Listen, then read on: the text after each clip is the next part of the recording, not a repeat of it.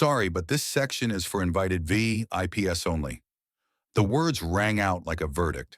Two suited security guards stood rigidly in front of her, arms folded, faces firm with authority. Their voices weren't loud, but the message carried and heads turned. The crowd murmured, their gazes skimming over her plain military-style khaki jacket, the faded patches at the shoulders and the regulation boots. It wasn't a dress, it wasn't silk, and it certainly wasn't what the other mothers were wearing at this prestigious high school's graduation ceremony. June Maddox didn't flinch. She didn't raise her voice. She didn't protest. She merely looked toward the stage, eyes sweeping over the rows of seats, scanning for her son. Ethan, 17, tall, mixed race, and brilliant. His name was carved into the program as valedictorian. He had earned this, and she had earned the right to witness it. But as the guards gestured again, a polite suggestion masking a deeper intention, June slowly stood. Not because she accepted their judgment, but because she understood how this place worked. Not her place, not her people, not her rules. If you've ever been turned away, not for what you've done, but for who you are or who they believe you are, then you know this moment. You've lived it. And if not, stay. Because in about 10 minutes, this very stage, this very crowd, and these very guards will be standing in stunned silence. It wouldn't be June who needed saving, but someone would definitely need rescuing. The folding chair had her name taped neatly across the back, Maddox. She arrived early quietly, slipping past the murmuring crowd that already began clustering around the campus's front lawn. The chairs were arranged in perfect rows beneath a white canopy, the type rented for dignified events and donor galas. June took her seat in the fourth row, marked just behind the main row where school board members and sponsors sat. She nodded politely to the usher, folded her hands over her lap, and breathed in slowly. She wore a faded khaki jacket, standard issue, years old with one barely visible name patch reading Maddox above the left pocket. Her boots were shined but worn at the soles. Her hair was pinned back tightly, exposing the sharp lines of her face that spoke not of privilege, but persistence. It didn't take long. Less than 10 minutes after she had settled in, Mrs. Bellamy arrived, draped in a coral designer wrap, oversized sunglasses perched atop her perfect blonde waves. She walked as though the ground had been prepared just for her heels. Her husband followed 2 paces behind, carrying her seat cushion and monogram fan. She caught sight of June and sniffed. Once, as though someone had forgotten to remove an unpleasant centerpiece. Leaning toward another mother in a flowing floral maxi dress, she whispered just loudly enough for 3 rows to hear. I thought we were keeping the photo section clear of clutter. The chain reaction was subtle but swift. Principal Kent, positioned near the podium, received a note from a staff member. It was short, scribbled in haste. He frowned slightly, scanned the rows, then nodded. Security was dispatched within 5 minutes. They did not rush. They did not cause a scene. That was the skill of men trained in optics. Quiet intervention masked as courtesy. Ma'am, the first guard said with a practiced, neutral tone, would you mind stepping aside? We may need to make space for some last-minute arrangements. June looked up calmly. This is my seat, she said, her voice soft but firm. My son is the valedictorian. Yes, ma'am, the second guard nodded. It's just a temporary adjustment. We'll be sure you still have a great view. June's fingers tightened slightly on the folded program in her lap. She rose without protest because she knew the game. This town had taught her the rules long ago. She didn't raise her voice or demand validation. She simply gathered her things and followed them, heels clicking against the walkway. They didn't lead her far, just 1 row back. But then a mother from the fundraising committee needed a place near the front, and then another parent. And so, inch by inch, June was moved further from the stage until she was seated in the 10th row, just beneath a sagging banner that read, Congratulations, Class of 2024. No one sat beside her. No one offered small talk. The air carried the scent of fresh mulch and expensive perfume, neither of which belonged to her. Around her, people chatted about summer homes and alumni donations, but June's eyes were fixed forward, locked on the stage. She did not blink as names were called and students began lining up in alphabetical order. She only adjusted her collar slightly when the wind picked up, revealing more of her name patch. From her seat, June could see Ethan standing near the edge of the platform, straight-backed, composed, his dark curls brushed back, his face bearing the calm expression she had taught him. Never show them they've hurt you. His robe was pressed, his shoes clean. He belonged up there. He had earned it through late-night studies at the diner counter, through early morning rides in a borrowed pickup, through rejection letters she taught him to laugh at. He didn't know she'd been moved. Not yet, and June wanted to keep it that way. Let him think she was exactly where she was supposed to be. Mrs. Bellamy had taken her seat now, June's original spot. She fluffed her wrap and opened a compact mirror. The usher brought her a bottle of chilled water. A photographer took a candid shot. June caught the flash from where she sat and turned away. She wasn't angry. She wasn't surprised. She was tired but steady. Far behind the seats in the canopies, beyond the VIP tables and the donation booths, 6 men stood near the school's perimeter. They didn't move. They didn't speak, but they saw everything. One leaned in slightly, murmured to another who gave a small nod. They were dressed in plain dress shirts, dark slacks, and shine shoes. Their posture, however, betrayed their training. Rigid spines, broad shoulders, eyes that flicked across exits and obstacles like second nature. They stood not for the school, but for a promise, a debt owed. They had not told June they would come. They hadn't needed to, but each had received the same message months before. Ethan Maddox, June's boy. Graduation. As the principal stepped to the microphone and the crowd shifted to attention, June settled back into her seat. She did not fidget. She did not glance behind her. She sat still, quiet, invisible, but immovable. Because while they had taken her chair, they could not take her place. She was here, and that would be enough. His name had been Marco. He worked with machines, grease under his nails, a wrench in one hand, and a beat-up thermos of strong black coffee in the other. His laugh was too loud for quiet rooms, and he danced in kitchens without music. Marco was born just a few blocks from where June had grown up, but that didn't matter in this town. He was a second-generation Latino, son of a welder and a waitress. And no matter how clean his uniform or how steady his paycheck, he was not the kind of man girls like June were supposed to bring home.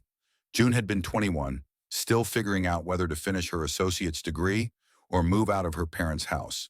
The day she met Marco, her car had stalled outside of Bailey's Auto and Tire. He fixed it in 15 minutes, refused her tip, and handed her a business card scribbled with his cell number. "In case it acts up again," he said. It did. She called. And so it began. A spark forged not in fairy tales, but under a hydraulic lift in the scent of diesel. Their first date was barbecue and a game of pool at Manny's. Their second was at the city library where June watched him quietly help a child find a picture book in Spanish. She hadn't known then how dangerous kindness could look to some people, but she would learn. She brought him home to meet her family on a Sunday, just as the roast came out of the oven. Her father stiffened at the door, his eyes darkening at Marco's brown skin and firm handshake. Her mother smiled too much, said too little, and wouldn't make eye contact through dinner. By dessert, the silence was louder than words. They didn't say it out loud. Not that day, not the next, but it hung between them the same way the stairs did when they walked down Main Street holding hands. The comments came later. "You sure he's not just using you to get out of the garage? His kind don't usually stick around. Aren't you worried about what kind of life you're choosing?" That last one stuck. When they got married at the courthouse 6 months later, no one from her side attended. They signed the license and drove straight back to their double-wide trailer where Marco had stocked the fridge with champagne and leftover carne asada. June laughed through tears that night. She'd chosen her life, and she'd chosen well, but she also chose isolation. They built a home out of weekends and quiet mornings. Marco worked extra shifts. June cleaned houses during the day and studied for her GED at night. When Ethan was born, they had $37 in their savings account and a freezer full of frozen waffles. But their son was healthy with a full head of black hair and his father's wide, wondering eyes. June fell in love all over again, with her child, with her husband, with the life they were carving out inch by inch. But good things rarely lasted in their full bloom. Marco's accident happened on a Tuesday morning. The lift cable had snapped, a worn link that should have been replaced months ago. June got the call while she was changing Ethan's bedsheets. By the time she reached the hospital, it was over. Marco was gone, crushed beneath a car he had climbed under to help a young trainee who hadn't shown up for his shift. The garage denied wrongdoing. The safety reports were vague. June hired a lawyer. The case was quietly dismissed. Insufficient evidence, they said. There was no funeral crowd, no casseroles, no flowers. Some of the neighbors watched through their curtains as she carried Ethan down the porch steps that week, but no one came to the door. One woman from the post office mailed her a sympathy card with no return address. Another left an anonymous envelope with two $20 bills inside, but mostly there was silence. It was the kind of silence that made you wonder if you'd ever been heard in the first place. She tried to move into a better school district. We're full. She applied for small business loans to fix cars from home. Need collateral? She tried to find grief groups. Spots are limited. When she enrolled Ethan in the local elementary school, she was told very politely that he would be placed in a class with more accommodating peers. He was 5 years old. He came home his first week asking why the other kids said he looked like someone from TV. June didn't explain. She just held him tighter. In the evenings after Ethan went to bed, June studied, not just for herself anymore, but for him. She learned to repair lawnmowers, change brake pads, replace HVAC systems. She started taking night jobs, first at gas stations, then at local shops. She kept her head down, never gave people a reason to doubt her, never gave them the chance to pity her either. But she never forgot. Not the way they looked at Marco, not the way they erased him, not the way they treated Ethan like a deviation instead of a boy. It burned slow, quiet, but it never went out.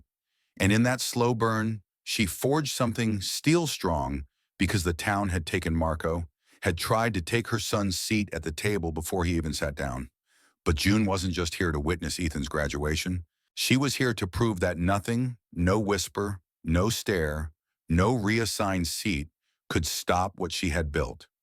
She had earned her place, and she would hold it. Years passed, and June built a reputation, not just as a capable mechanic, but as someone who could see patterns others missed. Her garage became a hub for the overlooked and the underpaid. She charged fair prices. She listened more than she talked.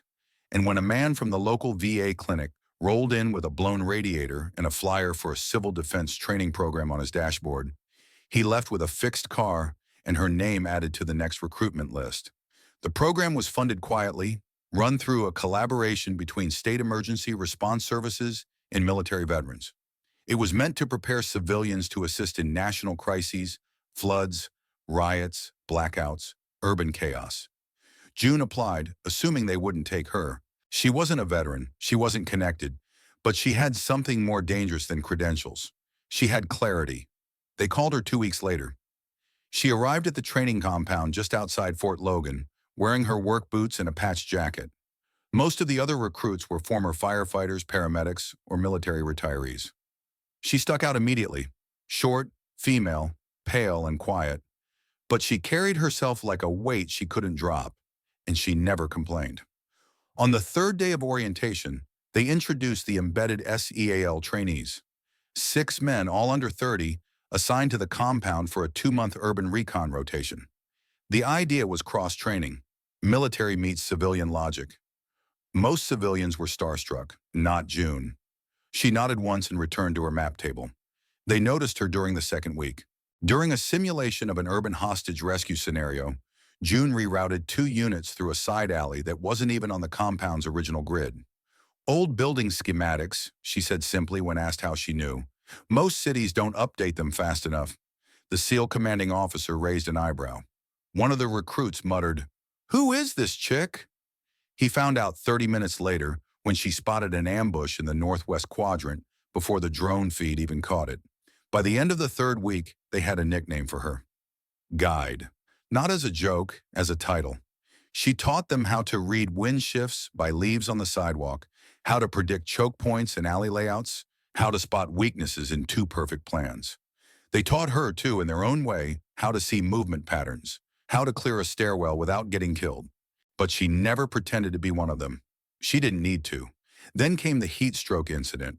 The drill was simple. Simulate a rolling blackout in a mock city grid. Navigate checkpoints. Extract civilians. One of the younger SEALs, Deacon, collapsed just behind a loading dock.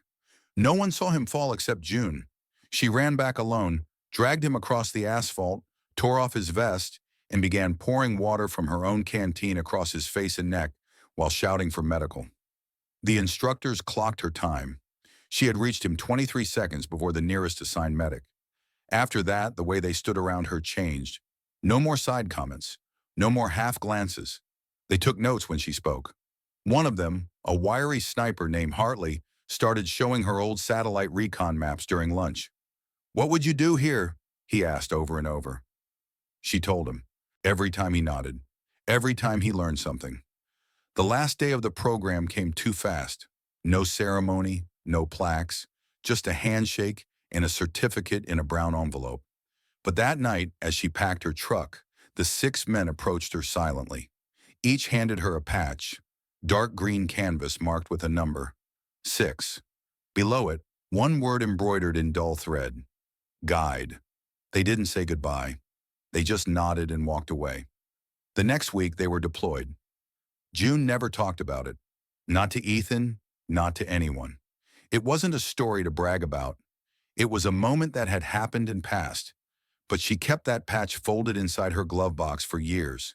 It reminded her that even if the world only ever saw a small woman in dusty boots, somewhere out there were 6 men who remembered the difference she made.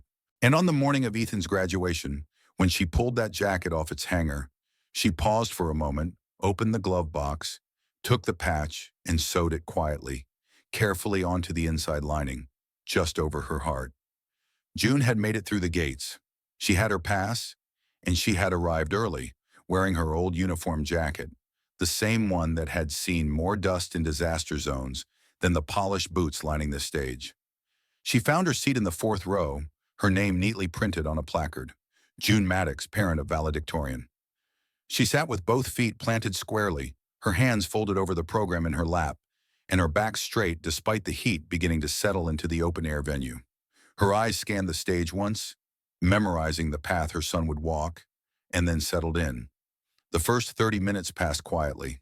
The parents began filling in. There were murmurs of excitement, the occasional laugh, a few harried staff members darting between sections with clipboards. Then came the entourage, Mrs. Bellamy, and her court of perfectly coiffed socialites. She walked like she was stepping onto a runway, her coral silk shawl fluttering dramatically, designer heels clicking across the pavement. Her teenage daughter trailed behind her, pouted in place, irritated with the brightness or the attention, likely both. When Bellamy reached the front rows, her eyes immediately caught June's khaki silhouette among the pastels and pearls. She paused, adjusted her sunglasses, and tilted her head. Then she leaned in to whisper something to the woman next to her, who responded with a polite gasp and an arched eyebrow. June noticed. Of course, she noticed. She had learned long ago how to read conversations without hearing the words. And this one was clear. What is she doing here? It was always that question. Not who is she, not what has she done, but why is she not in her place? A few moments later, a neatly dressed usher appeared at her elbow. "Ma'am, I'm terribly sorry, but we've had a last-minute change in seating arrangements. We're asking a few parents to relocate to the overflow section just for capacity reasons." He smiled apologetically, eyes flicking to Bellamy behind her. "We'll make sure you have a good view."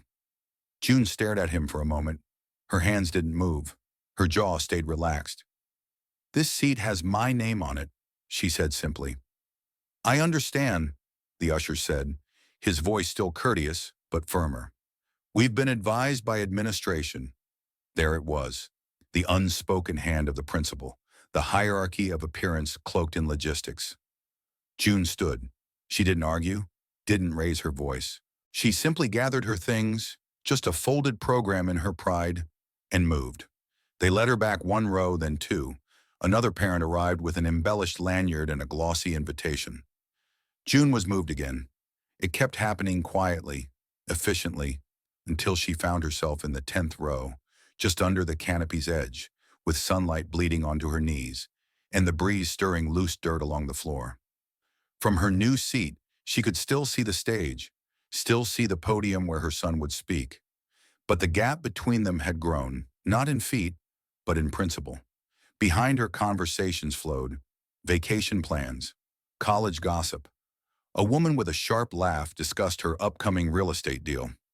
No one acknowledged June. No one offered a smile or a word of solidarity. She may as well have been a statue. But June didn't fidget. She didn't look back. She simply stared ahead, watching as the faculty filtered in and began organizing the rows of graduates behind the stage. Her eyes found Ethan quickly. He looked steady, serious, his robe ironed, tassel fixed neatly. He scanned the crowd briefly, and she held her breath, willing him not to notice she'd been moved. If he saw it, if he saw her pushed to the back, it would hurt, and she didn't want him to carry that today. Meanwhile, no one noticed the 6 men who had been standing at the edge of the field since the crowd first gathered. They blended in, not just because of the way they dressed, but because of the way they held themselves purposefully, quietly, like men who knew how to wait. They didn't carry signs, didn't wear uniforms, but something about the way they moved, their alert posture, the way they scanned the perimeter, marked them as different. They had shown up without announcement, without fanfare. No one had invited them. No one needed to. They were already watching when June was escorted back. They saw each shift in her position, each polite smile that pushed her further into obscurity. They said nothing, but each time she was moved, their stance grew stiller, tighter. One of them, a tall man with a sharp jaw and graying temples, finally murmured to another, "She hasn't said a word." The other man nodded. She wouldn't. Back in her seat, June let out a quiet breath. Her hands rested on her lap, one thumb gently stroking the edge of the embroidered patch sewn just beneath her jacket's inside lining. She didn't need to touch it to remember it was there, but she did anyway. She hadn't seen the 6 men in years, hadn't spoken to them since the training compound, but that had never mattered. Bonds forged in heat didn't require reminders. They required readiness. And somewhere deep in her bones, she knew they were already here. The ceremony had begun to unfold like every other, predictable, polished, and carefully timed to reflect the values of a town still clinging to its own sense of order. The choir sang, the principal welcomed. The student body president made a joke about exams. Parents clapped, laughed in the right places, wiped away sentimental tears when prompted. June sat unmoving in her seat, hands folded, her gaze fixed on the stage where the lineup of graduates awaited their cue. From this distance, Ethan looked older somehow, taller than she remembered just that morning, jaw set like he was already standing in a boardroom. Then the names began. One by one, they echoed from the speakers, accompanied by bursts of applause and camera flashes. The families leaned forward, eager to catch a glimpse, to wave frantically as their child crossed the platform. June didn't move. She had no camera, no sign, just her steady breath, measured like she had trained it to be back when training had saved lives. A few rows ahead, Mrs. Bellamy had already received her moment. Her daughter floated across the stage like a swan in silk.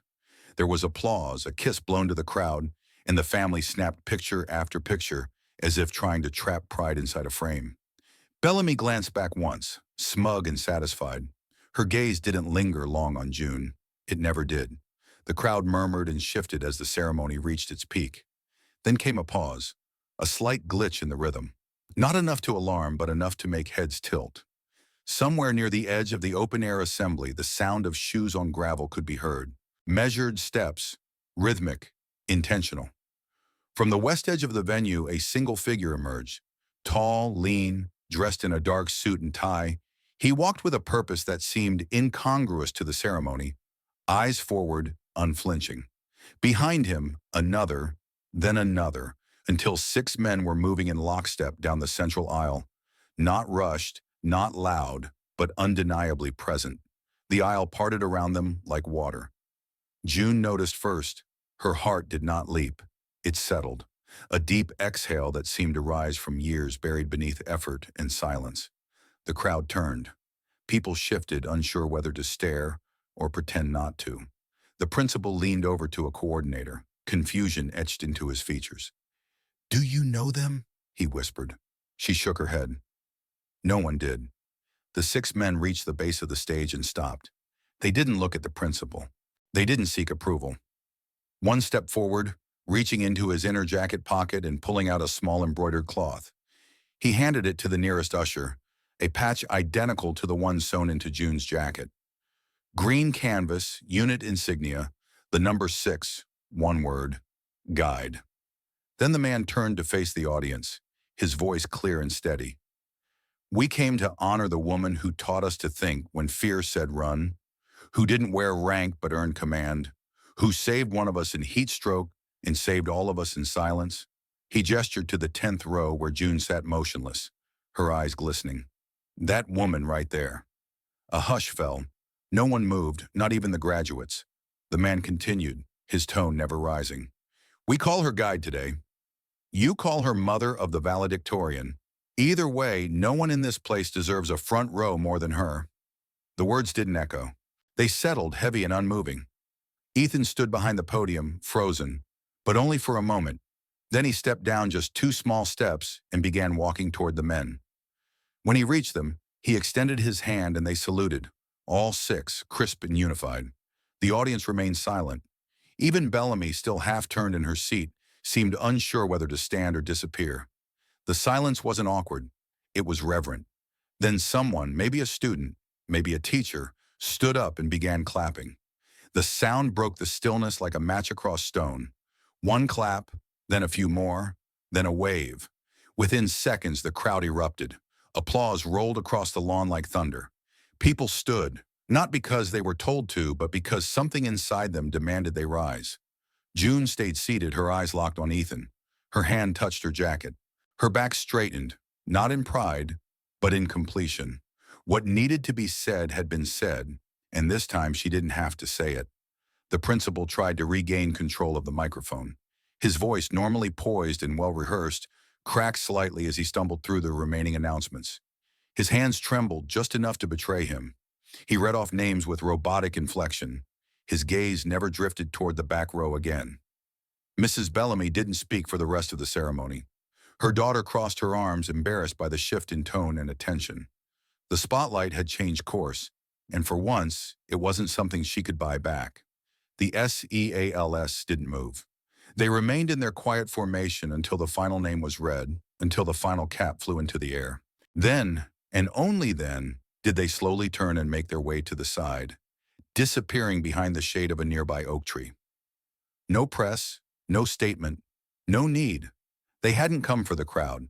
They had come for her. And in the silence that followed the last cheer, when students swarmed together for photos and parents ran toward their children with flowers and balloons, June remained still, anchored to her seat like the last true point on a shifting compass. A few teachers passed by, offering tight smiles or hesitant nods. One stopped, leaned down and whispered, "Thank you for more than today." She didn't say more. She didn't need to. What echoed in June's mind wasn't the applause or the recognition. It was the way Ethan had walked past the entire graduate section without hesitation. The way the 6 men had spoken with reverence, not favor. And most of all, the way no one, not even those who had tried hardest, could undo what had just been witnessed. There are moments that change the narrative, not through volume, but through undeniable presence. This was hers. The applause that followed the SEAL's silent tribute could have ended the ceremony. It should have. It felt final, like punctuation. But there was still one name left to be called. And as the principal's voice, now softer and less certain, announced valedictorian Ethan Maddox, the crowd leaned forward again, but this time not out of habit, out of something closer to reverence. Ethan walked across the stage slowly, his steps deliberate, his gaze locked not on the principal, not on the crowd, but on the 10th row where his mother still sat. The diploma placed in his hand felt lighter than it should have, lighter than the weight that had rested on his chest all morning. He turned toward the podium, and the hush returned. He stood silently for a moment, allowing the stillness to stretch. He didn't look at his speech. The folded pages remained untouched at the base of the podium. Instead, he placed both hands on the wood, took a breath, and looked out over the sea of faces, parents, students, teachers, and those 6 men now standing in formation at the rear edge of the seating. I had prepared a speech, Ethan began, voice calm but clear. A pretty good one. It had jokes, quotes, a story about my math teacher's cat. A faint chuckle passed through the crowd, uncertain but genuine. But I won't be reading it today. He paused and all eyes held on him. Because what I was going to say doesn't matter as much as what needs to be said right now. He nodded slightly toward the back rows. You see my mother back there. My mother has been pushed aside, ignored, and overlooked by this town for as long as I've been alive. Some of you may not even know her name, but you should because everything I've achieved, every late-night study session, every paper, every competition, I did it with her hand steadying mine from behind the curtain. And today she wasn't even allowed to keep her seat. A few heads dropped, some shifted uncomfortably. Bellamy was stone still, her smile now a brittle, fragile thing threatening to crack. Ethan continued, his voice growing stronger. You talk about values here. Respect, service, excellence. But those aren't words you hang in a hallway. They're things you live, and no one has lived them better than the woman who taught emergency field tactics to special forces without ever firing a gun, who raised me alone while working nights, who never asked for recognition, but gave everything. He gestured toward the men in the back, the SEALs now standing like sentinels beneath the flag. Those men didn't show up today for politics or attention. They came because they remember what this town has tried to forget. They came because someone you chose to ignore saved them. The silence that followed was deeper than the applause had been. It pressed on every chest, settled over every shoulder. Ethan leaned closer to the mic, lowering his voice just slightly. Her name is June Maddox, and if this school values anything it claims, then it will remember her name the same way it remembers its founding donors or its championship banners. Because people like her don't pass through. They build foundations. Quietly, he stepped back. There was no need for a closing joke, no clever wrap-up. The truth didn't require embellishment. As he turned to leave the podium, the audience stood again, not with the confusion of before, but with clarity. This was not just applause, it was acknowledgement. The principal, now red-faced, clapped dutifully, but his eyes never quite met June's. Bellamy whispered something to her husband, who remained frozen, hands clasped. A few teachers wiped at their eyes. And somewhere in the middle of it all, June breathed out, the breath she'd been holding since Ethan was born. When Ethan made his way down the steps, he didn't rejoin the graduates. He walked past them, past the stage, straight to his mother. He bent low, kissed her cheek, and whispered just 3 words. We made it. She didn't cry, not then, but her hands trembled slightly as she reached up to adjust his collar. They sat together through the rest of the ceremony, through the reading of scholarships and closing statements, through the final blessing and the rise of cameras as caps were flung skyward. They sat like a mountain in its shadow, silent, unshaken, bound by something deeper than pride. And when it was all over and the crowds began to disperse and the camera flashes dimmed, they stood. The SEALs approached one by one, and each of them shook Ethan's hand. But when they reached June, they didn't offer handshakes. They saluted. The crowd had mostly moved on by then, taking photos, collecting flowers, and claiming post-ceremony dinners at overpriced restaurants. But those who stayed behind saw something more than tradition. They saw a line of warriors shaped not by combat alone, but by the wisdom of a woman this town had nearly erased. One of the men spoke, his voice soft, but edged in respect. Ma'am, there are things that can't be measured in medals. You taught us half our playbook, another added, and the other half we learned just by watching how you carry weight. June looked at them each in turn, her eyes steady. I didn't do anything you wouldn't have done, she said. I just didn't let anyone tell me I couldn't. Hartley, the sniper from her training days, stepped forward and placed something in her hand. It was the same patch she had sewn inside her jacket, except this one had a new line added in gold thread. Below the word guide, it now read, Honorary Command. She looked at it for a long moment, thumb tracing the edge, and then nodded. She didn't need applause. She never had, but she accepted the gesture for what it was. Not ceremony, not pity, just truth, finally acknowledged in the open. And somewhere behind them, a teacher who had once turned away from her in the hallway now stood silently holding her phone at her side. She didn't film. She didn't intrude. She just watched. And maybe, just maybe, she started to understand. June walked away, not as a guest of the ceremony, but as its center, not with fanfare, with gravity. The sun had begun its descent by the time June and Ethan reached the edge of the crowd. Most families were already heading to cars, waving for taxis, or bustling toward group photos near the front of the school. The buzz of celebration hovered in the air, but around June there was a pocket of quiet like the eye of a storm.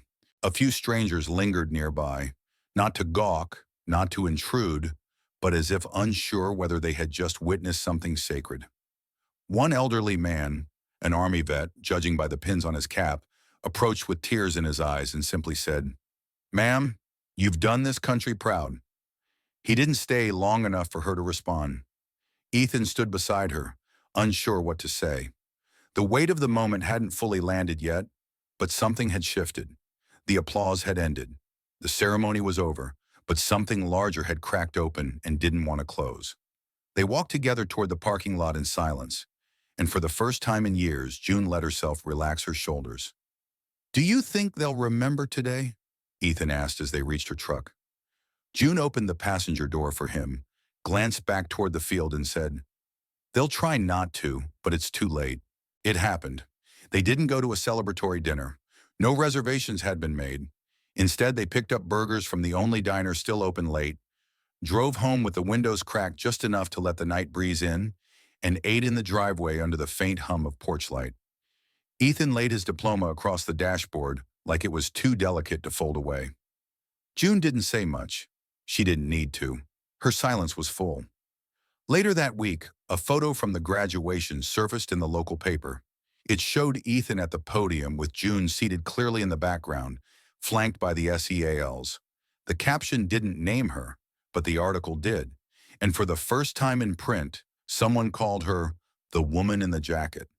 Within days, teachers and students began sharing the speech. Ethan's words spread quietly, first through inboxes, then newsletters, then folded printouts pinned to classroom boards. A teacher laminated one and left it in the library beneath a portrait of the school founders. It wasn't authorized, but no one took it down. Principal Kent announced his early retirement by the end of summer. He cited personal goals. Bellamy, too, disappeared from the parent leadership board, her absence unmentioned, but felt. The vacuum they left behind wasn't filled with resentment. It was filled with reevaluation, small changes, subtle shifts. At the first PTA meeting of the fall, someone suggested adding a new award, the Maddox Recognition for Unseen Service. It passed unanimously. June never attended those meetings. She didn't need to. She had already done her part. Back at the house, she returned to her routines, fixing cars, tuning engines, helping neighbors without advertising. A boy who lived down the block, barely old enough to drive, brought his junked sedan to her twice a week. She showed him how to rebuild a transmission using only salvage parts. "You're teaching me how to survive," he said one afternoon. June smiled, handed him a wrench, and said, "No, I'm teaching you how to not ask permission." The patch with the golden thread, honorary command, stayed in her top drawer.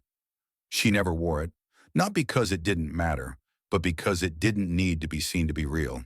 Like her impact, like her presence, like the quiet legacy she had left behind, stitched into people's minds whether they liked it or not.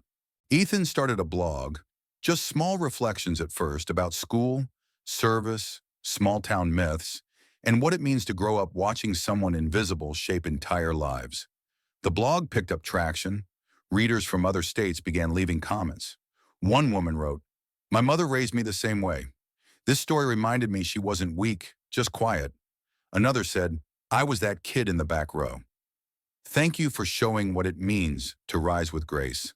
When the school board asked Ethan to speak again at the next year's graduation, he declined. He told them to let another student have the spotlight. "My mom's part is done," he said. "It's time for someone else to speak up."